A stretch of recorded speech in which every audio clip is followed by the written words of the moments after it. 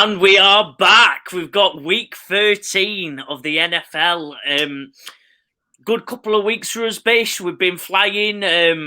Yeah, I'm ready to roll. I've got my bets ready. But how are you, Bish? Yeah, how you think the NFL's going, and how's your betting overall? Yeah, I'm good. Yeah, enjoying it. Obviously, Thanksgiving, we had a special Thanksgiving show, and then the usual week 12 bets. So yeah, I went 2 from 3 on the regular 12 on the regular week bets, and then only 1 from 3, unfortunately, on the Thanksgiving ones. But yeah, it was a slant catch away. Went straight through Terry McLaurin's fingers. Otherwise, it would have been 2 profitable ones. But we were ticking along. I'm slowly clawing it back from a poor start to the season, but I just need that full house. I'm getting 2 out of 3, and it's just creeping back, but not enough. So hopefully this week we nail that 3 out of 3. And Joe, your fortunes have changed, haven't they? Well, I'm waiting for that sponsorship. I'm waiting for that email because I landed it. I landed the Bet365 bet boost. CJ Stroud and Trevor Lawrence both over 250 passing yards, and both teams to score 20 plus. I thought it was a lock from the moment I saw it. Both obviously the Jags and Trevor Lawrence turned it around from the edgy start to the season as CJ Stroud making himself MVP level in his rookie year, which is unbelievable. I just thought it's going to be a throwing contest, and they're going to have some fun playing with these 2 young quarterbacks. Yeah, I'm buzzing, Bish. Didn't land my over 2, but I think overall I would probably net equal / positive on the weekend. So I'm happy.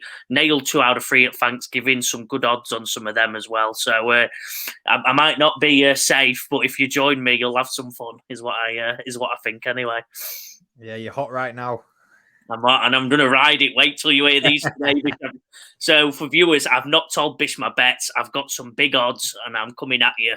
But Bish, I believe, take us through your first bet of the weekend. Yeah, my first one, it's a bet builder. People have been asking how these bets are. So this one's a bet builder that I normally do. So it's the Bucks to win with Mike Evans over 4.5 receptions. So that's your Bet365 or wherever you bet. That's your bet builder there. And the line on this one is -5.5. The Bucks are big favourites in this one against the Panthers. The Panthers are a 1-10 worst team on paper in the league at the minute, but both teams have been struggling. Only 1 win out of 5 for both of them.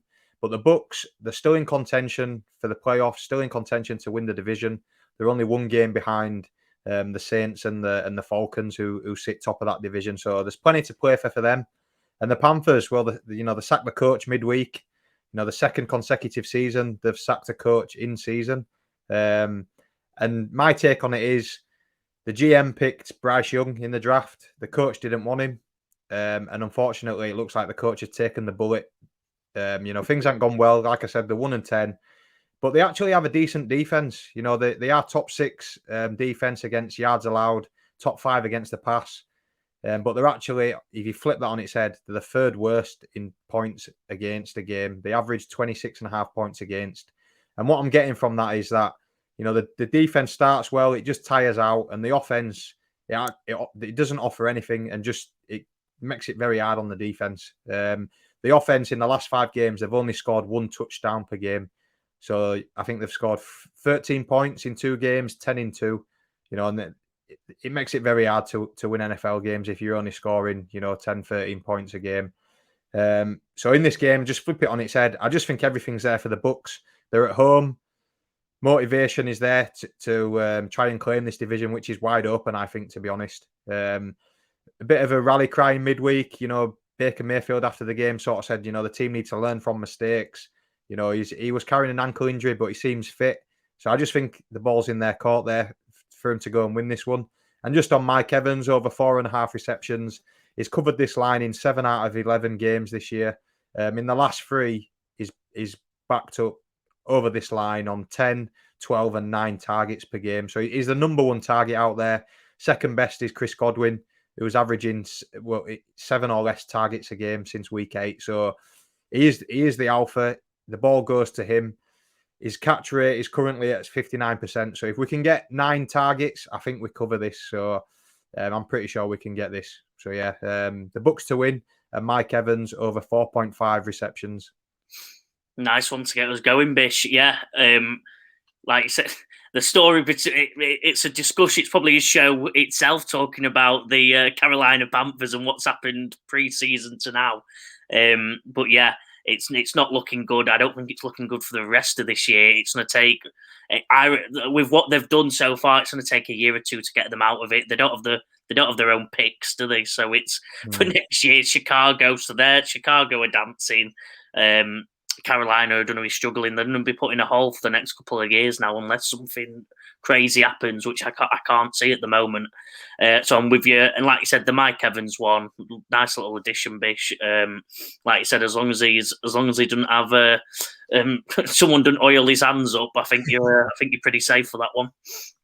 Yeah, the only thing that scares me is that we talked about it with the Raiders and in other sports is when the coach goes, the suddenly team gets a bit of a bounce, but I just think that offense of the Carolina there's not much to bounce, so I'm pretty sure we can still get that. Yeah, it's not like players are underperforming, is it? It's a rookie quarterback who's looked bad and looked good, mixed with, but he's got no offensive line, no wide receivers, and his best wide receivers are 35. Is he 35-year-old Adam Thielen, who last year would look like he'd gone? So I can't see the angle that they go to here. You know what I mean? Most other teams, there's like, oh, he's released, he's let go. There's no angle here, bitch. I think it's a safe bet, and 1 out of 3 to get us going. Prediction, really.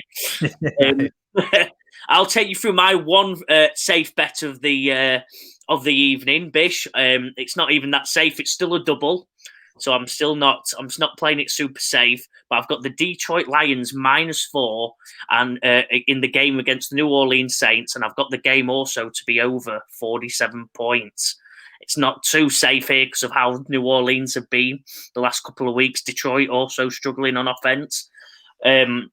I think Jared Goff, this is a sort-out game for Jared Goff if they've got anything, if they're building momentum now to get into the playoffs and start doing well into them before the playoffs hit. This is the game. He's been plagued by turnovers the last couple of games, but they're still an elite offense. That rushing game's still unbelievable, and I think they can tip the Saints here, who haven't been looking too good on offense. They've been getting the yards. They got 444 yards in offense last week. So a good number, but they only scored 15 points and they were all field goals. So definitely struggling that red zone. Detroit, though, have been struggling on defense the last couple of weeks. Since week 7, they're 31st in defensive success rate. So it just means they're not getting the stops necessary. They're not. They had a great start. They've not been good the last couple of weeks. I think there'll be a lot of points in this one. Jared Goff's going to perform, get himself going, and get the win in a high-scoring game where New Orleans Saints sadly get put to the sword, because I just don't think they've got enough options in offense to really go toe-for-toe with this Detroit team. Yeah, I like this one. I was looking at an angle on the Detroit. I was looking at the running backs, Montgomery or Gibbs for myself. So, yeah, I think, after 2 probably shaky performances from the Lions, one where they got the job done late against the Bears, and last week they just, the Packers they gave themselves too much to do. So I think, like you said, this is a get right game. And we spoke about on the debrief, the Saints might be out of options in terms of wide receivers. So in a game where they might be chasing, this could be a struggle for them. So yeah, I think this all depends on Detroit. I think if Detroit can score close to 30 points, I think this goes over in this game. Yeah, brilliant. Yeah, everything about it just screams that, like you said, Detroit are going to get a lot of points, and I think Saints can turn that offense that they get away with. They get some big plays in every game. They can get a touchdown or 2 to just help Detroit out. I think we can get the over. That's definitely the worrying part, though. But I think Detroit win this comfortably. Take us through your second bet, Bish. My second bet is, again, it's another bet builder. I'm sticking a couple of light singles, so I thought I'd stick them together just for a bit of a boost. And it's Najee Harris over 52.5 rushing yards, along with over 12.5 rushing attempts. Again, in this one, they are home favourites. -5.5 is the line. And this is a perfect game script for the Steelers. You know, those that have been with us throughout the previous weeks, we've spoke about the Steelers before. They're a perfect, gritty team, lead from the front, run the ball really well with the two running backs, Najee Harris and Jalen Warren. And they're coming up against the Cardinals, who are ranked 30th against the run. You know, they're a poor team against the run. Last week, the Rams ran them all over, you know, ran for over 200 yards on them last week. And this suits the Steelers. There's a lot of talk going on of Jalen Warren stepping up and overpassing Najee. You know, the new offensive coordinator's first game last week, and the snap count, Najee just edged it. He had 54% to Warren's 48, and he outcarried him 15-13. So it is pretty even, but they're both getting the carries. The only one game this year where Najee's been below 50% snap count was week 4 against the Texans, and he was at 49%. So it is very close. But Najee, they're just leaning on him as that number one back, probably because they've invested quite a bit in him in draft as well. They've played 4 teams that rank similar to the Cardinals, the lower end of the table, and Najee's covered both these lines on all 4. So I'm pretty confident in this. You know, he's covered the 12.5 carries in 7 out of 11 games this year as well. So if the game goes to script and the Steelers, you know, can grind this one out, run the ball all day long, I'm pretty sure Najee gets over this. I think both of them probably get over this, but for me, it's Najee this week. So Najee over 52.5 rushing yards and over 12.5 rushing attempts. And they're only one game into the new offensive coordinator, aren't they, Bish? And it exploded last week. And Najee was definitely the lead back. Jalen Warren, obviously, like you said, still looked good, but Najee was definitely that lead back. He should get over the attempts here pretty comfortably. They'll be rushing the ball a lot, especially in that second half if they've took a lead. Obviously, you've just got to hope that he's effective with his runs. He doesn't even have to be super effective, does he? He just has to be good enough, which last week he was under this new regime. So long may it continue, Bish. And another pretty safe one that you've put together. I like it. I like the way you're going about it now. A bit more no angle on it. Yeah, I'm trying to chase my points back now, so I'm still looking at, you know, sort of what I'd call safe bets. You know, I bet these two individually myself, and for, you know, for this I've put them together just to boost those odds a little bit. I like it. So I've got a new segment, and it's called Joe's Treble. I'm creating my own treble. From here on out, I'm having some fun. I've done enough research, I think, to back up this one. But I've got Justin Herbert over 245 passing yards. That's his line on Bet365. I've got Keenan Allen over 8.5 receptions, which is also his reception line. And I've got them to win the New England Patriots, sorry, and I've got that at -2.5 as a bet builder. I picked my one. I thought, well, I'll give myself a field goal win for the Chargers over the Patriots. On this one, Justin Herbert simply QBs against New England. There's only the New York Giants, which when they played last week, obviously had a third string QB in. They had the Indianapolis Colts, who aren't known for their ravenous attacking, throwing football. And then the last one was in week 5, the Saints. It's the only time a QB's been under this passing yards. Look at the stat every other week. And then with Justin Herbert playing so well, I think he'll match them other QBs pretty comfortably and get over 245 passing yards here. Keenan Allen, what a season he's having in his last 4 games. The only worry is in the one game 4 games ago, he got 8 receptions, but in the last 3, he's had 11, 10, and 14 receptions. I think Herbert in the struggles he's really leaning on Keenan Allen now. He's second in fantasy football. He's on pace to be have the top receptions of all time in a season. It's all going his way with the new offensive coordinator and the struggles of the Pats. I don't think this changes. And then also just to back up the fact that I think they'll win. The Patriots are struggling. There's news that they might even be tanking. It's definitely not Belichick's way. They won't be tanking, but I I can't see them getting over the Chargers here. I think the Chargers have got to prove something to the league, to themselves, and to the fans. And I think this is a win they need to comfortably get. And I believe all three will be hit here. The only one I'm actually nervous about is the minus 2.5. Chargers famously do bad in close games. If it's less than a field goal, I will cry. But I reckon they will win this one, and it's got to be more than a field goal, surely. Yeah, I think minus 2.5. I think if you're looking at these two teams on paper, it's crazy, isn't it? It's like you said, they've plagued us all year. The Chargers somehow they managed to keep things close when they should be blowing teams out. But I think Patriots, I think you could say this is the worst talented roster in the NFL at the minute. And the Chargers should have too much, even with how good Bill Belichick schemes things up, and it hasn't been going very well recently. This should be the Chargers game by at least a touchdown. So I think that's good. Keenan Allen, like you said, he's getting peppered left, right, and centre. Mike Williams has been gone for a while. Quinton Johnson, I don't think he's lived up to what they expected. He's come on a bit slower than they thought. So that just leaves. And Josh Palmer has been on injured reserve for quite a while as well. He might be back, but I'm not sure if he will be. But game. Don't quote me. I think he's back. So that throws another angle. But obviously, his first game back, is he 100%?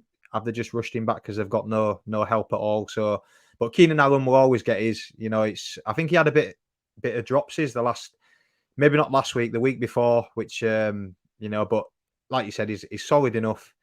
He's a ball hawk. He gets that ball, so that'll be close. And Herbert, well, he's having to carry the team in terms of passing yards. So I think the only one for me is possibly the Keenan Allen, but I think the other two, I think they are ticked. Especially in the last couple of weeks, I think the reason Keenan and Herbert have been doing so much, because I mentioned it in the fantasy show, if you actually watch Eckler, he's definitely playing with a slight injury.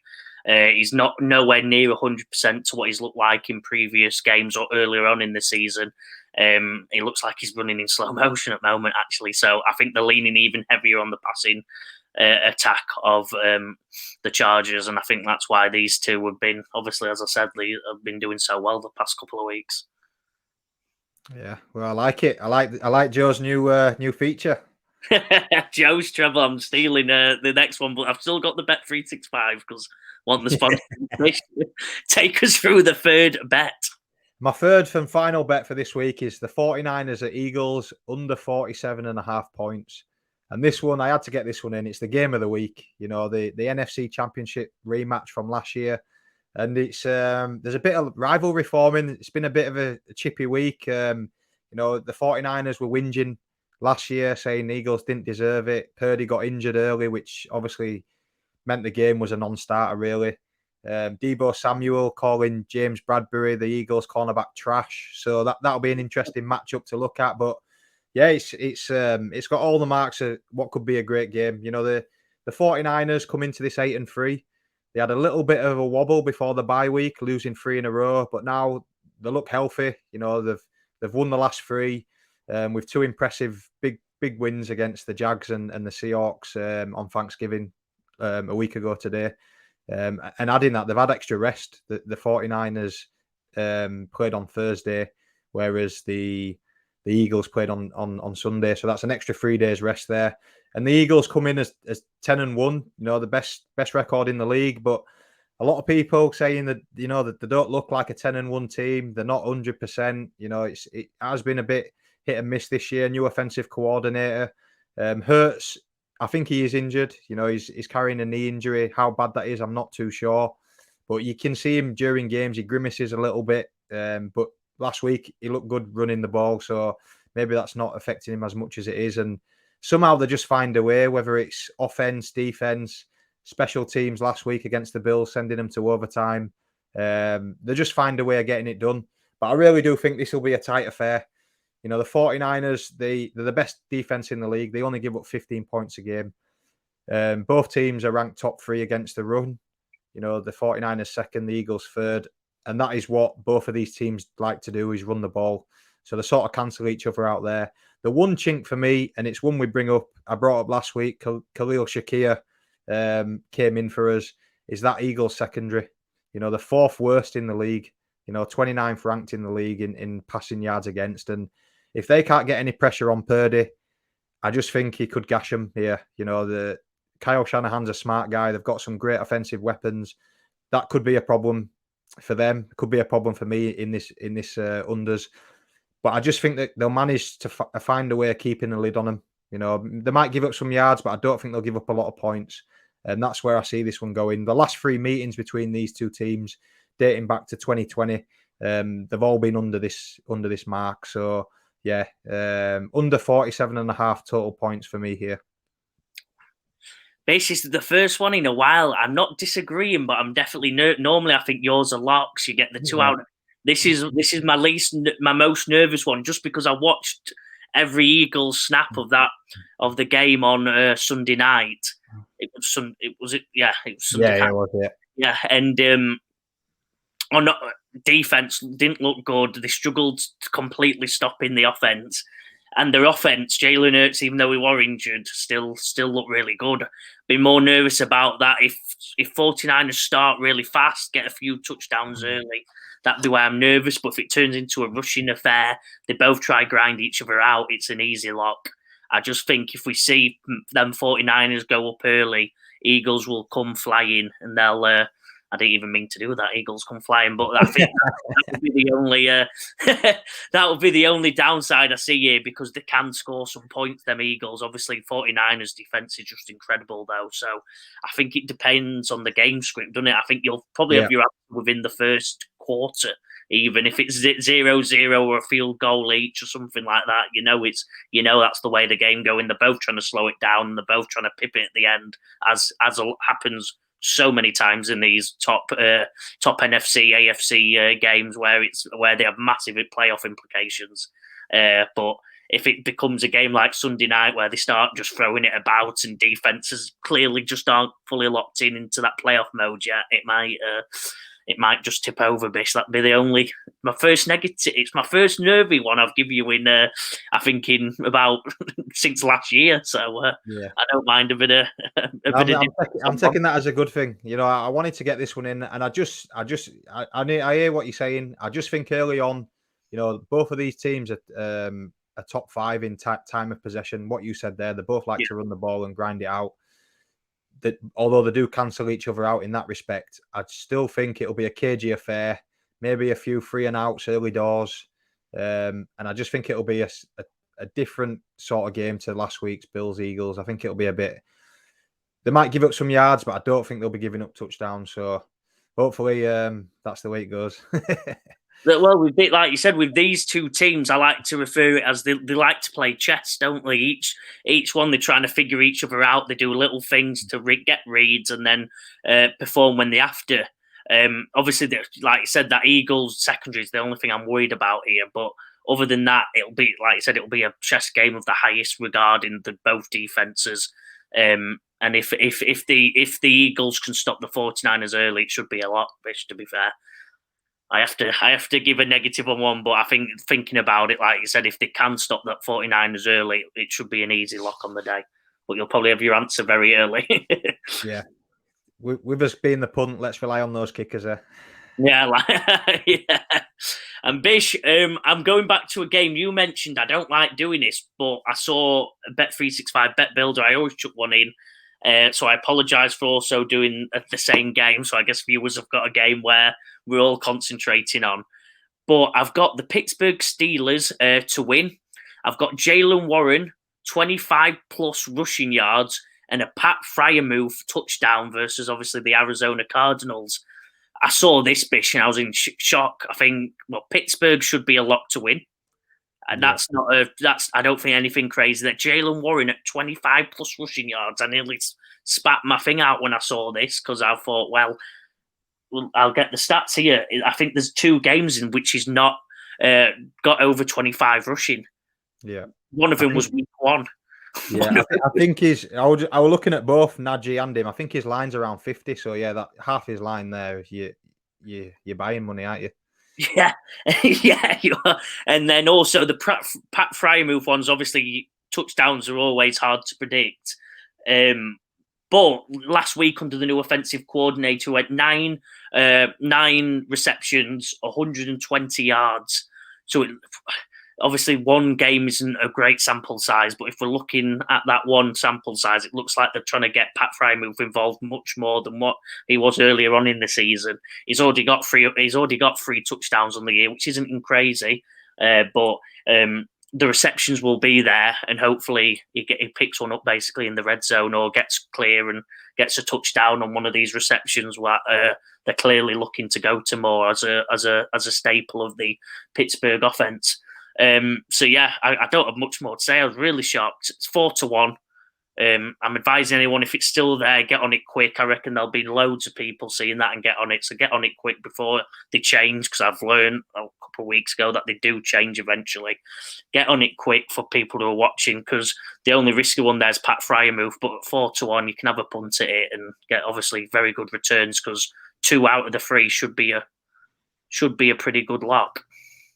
Yeah, you've called it there, and I'll back up the Frymouth point as well. Tyler Higbee last week, 2 touchdowns against the Cardinals. So thank you. They gave up 2 last week. Like you said, I think it all rides on that one. Well, Steelers at home. It's a pretty much lock this year, the way they've been playing against the Cardinals team that are very poor. Warren tick. So yeah, it's that touchdown for me.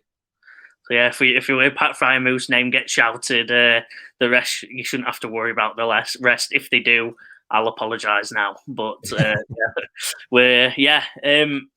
last one, Bish. Before we talk about it, is obviously Tag's touchdown treble. He's coming back with a vengeance. Take us through him. I've lost it, but I think it is Javonte Williams. In fact, if you put it up at the bottom, yeah, Tag's touchdown treble. Javonte Williams, Rashad White, and Sam Laporta. So yeah, it's a nice 3 there. I think he was kicking himself last week because Sam Laporta, he went with Amon-Ra St. Brown for Thanksgiving, and Sam Laporta got the touchdown. So he sent me a message straight away. So yeah, that's a good one. Rashad White, we've just spoke about the Bucs earlier. They should run the ball pretty well. And he's looking good. And Javonte Williams, or Denver are looking really good out there. So against the Texans. So yeah, a nice 3, 2 running backs and a tight end. So fingers crossed this is the week for Tag. Looks a bit safer than previous weeks, and I like it. I feel he's gone extreme the last couple. He's gone now, cutting it back and playing a lot safer. Sam Laporta's there, brilliant tight end rookie.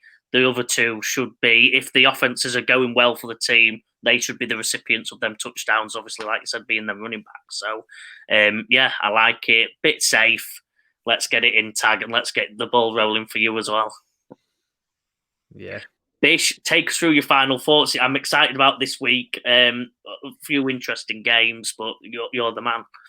Yeah, I'm looking forward to it. Like you said, hopefully I can again at least hit that 2 out of 3. Looking for that full house. And Joe, you're hot at the minute, so let's ride that into the bet boost, into the Joe's treble. Let's do it all. So we just need the Tag to get going as well, and then we're on fire. So yeah, looking forward to week 13.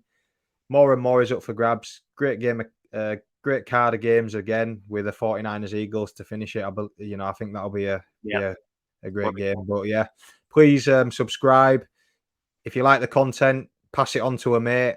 Like the videos so we can get out there a bit more, and hopefully follow along, have some fun, and hopefully we'll make you a few quid. Let's go, Bish. I've got a good feeling. We're riding the wave. Tag gets us in. Let's go. So yeah, brilliant week, Bish. Let's have another one, and I'll see you on Monday for the when we film the review show, and hopefully we're both dancing. Yep. See you soon.